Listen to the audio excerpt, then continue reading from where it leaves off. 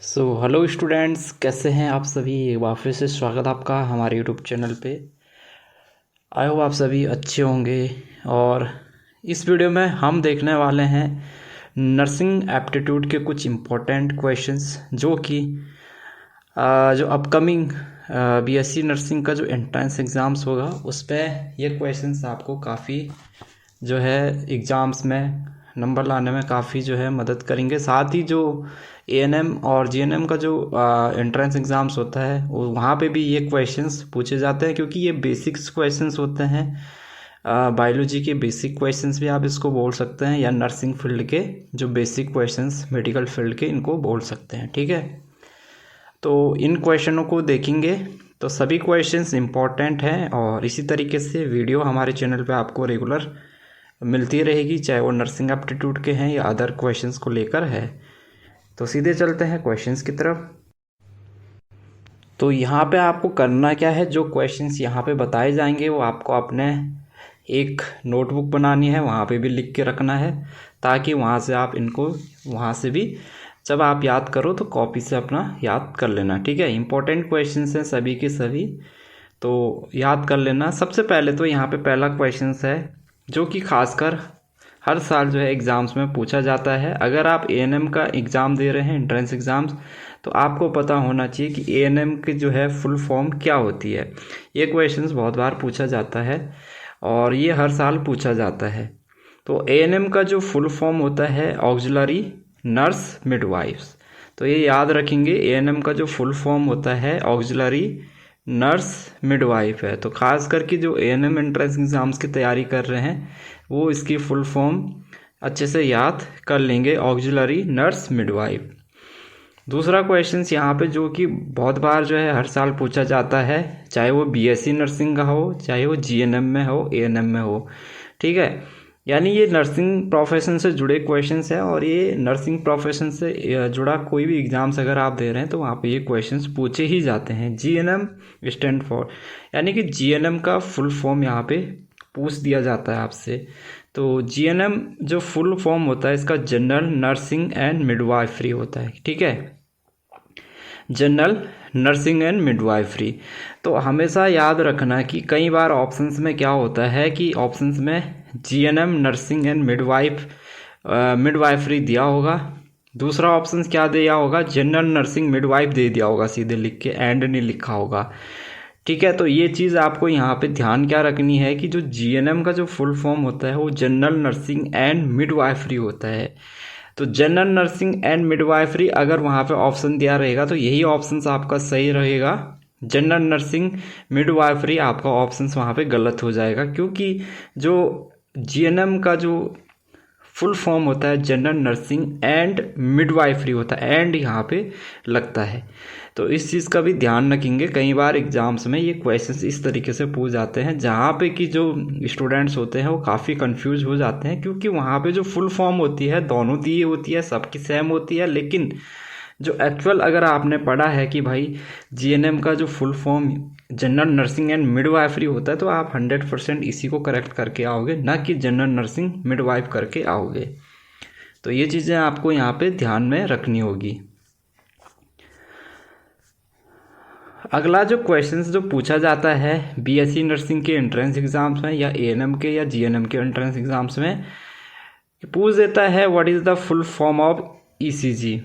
ठीक है, तो ईसीजी का फुल फॉर्म यहाँ पे आपसे पूछा जाता है।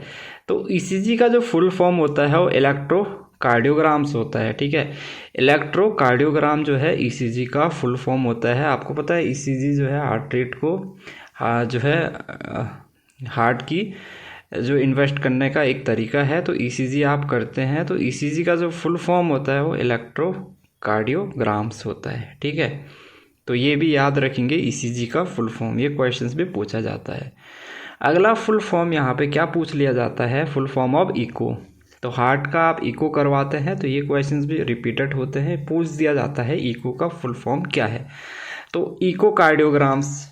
ठीक है, अब कई बार स्टूडेंट्स क्या होते हैं ना, ईसीजी और इको में कंफ्यूज हो जाते हैं। जैसे ईसीजी का फुल फॉर्म पूछता है तो स्टूडेंट्स वहाँ पे इको कार्डियोग्राम जो है टिक मार के आ जाता है, जो कि गलत है। ठीक है, ईसीजी अलग है और इको अलग है। दोनों जो है हार्ट को जांचने के, हार्ट को इन्वेस्टिगेट करने के, हार्ट के टेस्ट हैं दोनों के दोनों, ईसीजी और इको। लेकिन ईसीजी का जो फुल फॉर्म इलेक्ट्रोकार्डियोग्राम्स है, ठीक है, और इको का जो फुल फॉर्म है इकोकार्डियोग्राम्स है, इकोकार्डियोग्राम्स।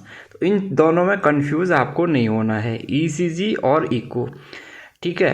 देखो दोनों में यहाँ ईसीजी यहाँ पे भी यूज हो रहा है और ईसीजी यहाँ पे भी यूज हो रहा है। तो इसमें आपको ईसीजी और इको में कंफ्यूज नहीं होना। ईसीजी का फुल फॉर्म इलेक्ट्रोकार्डियोग्राम्स है और इको का फुल फॉर्म इकोकार्डियोग्राम है।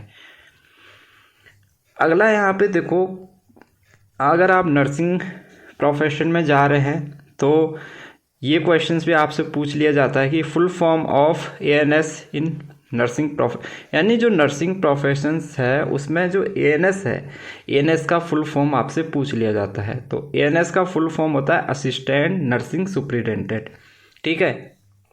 तो एएनएस का जो है फुल फॉर्म क्या होगा, असिस्टेंट नर्सिंग सुपरिटेंडेंट, ठीक है।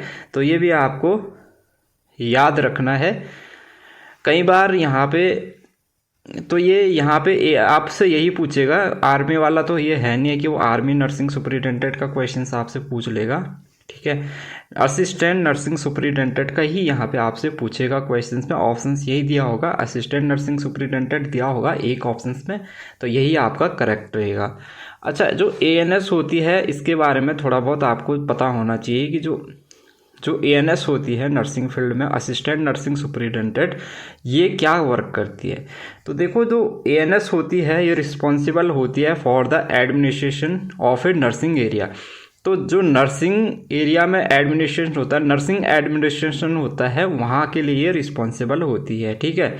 यानी ये खासकर नर्सिंग एडमिनिस्ट्रेशन को देखती है। दूसरा, ये होती है responsible for patient care and ward management, जो वार्ड की जो मैनेजमेंट करना है और पेशेंट की जो केयर करनी है। यानी वार्ड मैनेजमेंट का मतलब ये है कि ये आपकी एक हेड रहेगी, ये जितनी भी स्टाफ नर्स होती हैं उनकी हेड होती हैं। और इनका काम क्या होता है, एएनएस का जो स्टाफ नर्स है उनकी ड्यूटी कहाँ से कौन से वार्ड में लगेगी, ठीक है, कौन से वार्ड बॉय उनके साथ काम करेगा। तो ये आपका वार्ड मैनेजमेंट में आ गया। साथ ही पेशेंट केयर मतलब वहाँ वार्ड बॉय की ड्यूटी लगवाना और वहाँ पे दवाइयाँ अवेलेबल करवाना, जो ड्रिप्स वगैरह होती हैं, बेड जो है पेशेंट के लिए जो बेड हैं वो कितने हैं कितने नहीं हैं, वो सारा सब कुछ तो वार्ड मैनेजमेंट का काम एएनएस देखती है। दूसरा, यहाँ पे ये क्या करते हैं, मेंटेन करते हैं good relationship with staff, patient and their relatives, ठीक है। ये वर्क भी इनका होता है।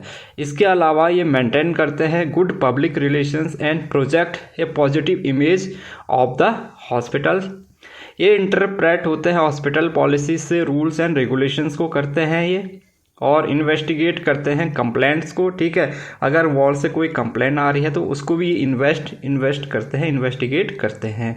उसके अलावा ये करते हैं provide guidance and counselling to nursing staff. तो जो नर्सिंग स्टाफ्स होता है उनकी काउंसलिंग भी ये करवाते हैं। इसके अलावा they plan and implement orientations programmes for a new nursing staff. तो जो नया नर्सिंग स्टाफ्स होता है उनके लिए जो ओरिएंटेशन प्रोग्राम्स करवाना है, कुछ जो प्रोग्राम्स करवाना है, उनको जो सिखाना है, तो उसका प्लान भी ये सब करते हैं। ये पार्टिसिपेट करते हैं in service education of nursing personal. तो ये जो है नर्सिंग जो प्रोफेशनल में एक जो है नर्सिंग हेड होती है, एएनएस असिस्टेंट नर्सिंग सुपरिटेंडेंट इनको कहते हैं। तो कई बार को एग्ज़ाम्स में इस तरीके से भी ये, इसलिए मैंने डिटेल्स में इसके नीचे ये इसलिए बताया कि कई बार जो है एएनएस के लिए पूछ देता है कि एएनएस का जो वर्क होता है वो क्या होता है, तो ये भी आपको पता होना चाहिए, ठीक है। तो इसी तरीके के जो है नर्सिंग एप्टीट्यूड के क्वेश्चंस यहाँ पे मैं लेके आऊँगा, जो कि बेसिक क्वेश्चंस होते हैं नर्सिंग फील्ड से, और जनरली यही क्वेश्चन जो है एग्ज़ाम्स में आपसे पूछे जाते हैं।